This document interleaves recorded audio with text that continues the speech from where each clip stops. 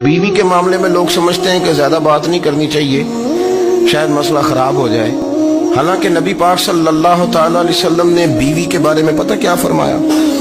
فرمایا جب تم نکاح کر لیتے ہو تو اپنا ایمان محفوظ کر لیتے ہو۔ ایک ایسی شخصیت ہوتی ہے کہ جس کی موجودگی میں آپ کا ایمان محفوظ ہے۔ ایمان سب سے قیمتی چیز ہے نا، تو اس کے محفوظ ہونے کی وجہ حضور نے نکاح بیان کر دی، اتنا بڑا درجہ نبی کریم نے اسے عطا کر دی، اتنا بڑا مقام دے دیا کہ تو خامد کے ایمان کے محفوظ ہونے کا ذریعہ بن گئی ہے۔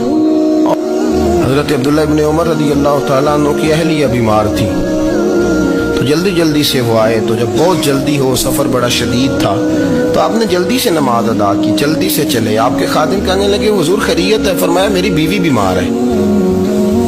تو اس نے عرض کی حضور آپ کی اہلیہ بیمار ہے، تو آپ نے نماز بھی جلدی سے پڑھی، سفر بھی جلدی کیا۔ تو فرمانے لگے یہ وہ چیزیں ہیں جو ہمیں مدینے والے رسول نے سکھائی۔ آپ اس کیفیات کو سمجھیں کہ حضور صلی اللہ علیہ وسلم نے درس دیا۔ اور پھر ایک اور بہت بڑی بات، یہ فضیلت کسی اور کو نہیں دی، جو عورت کو حضور نے فضیلت دی، یہ فضیلت کسی اور کو نہیں دی کبھی حضور۔ ذرا اس لفظ کی تاثیر پر غور کریں۔ حضور نے فرمایا عورت ٹیڑھی پسلی سے پیدا کی گئی ہے، یہ ٹیڑھی ہے، تو سیدھا کرنے کی کوشش کرو گے تو ٹوٹ جائے گی۔ تو حضور پھر ہمارے لیے حکم کیا ہے؟ فرمایا جیسی ہے تم اسی کے ساتھ نبھا کرو، کہ فرمایا غلطی بھی ہو تو میرے غلاموں تم اس کے ساتھ نبھا کرو، گزارا کر لو۔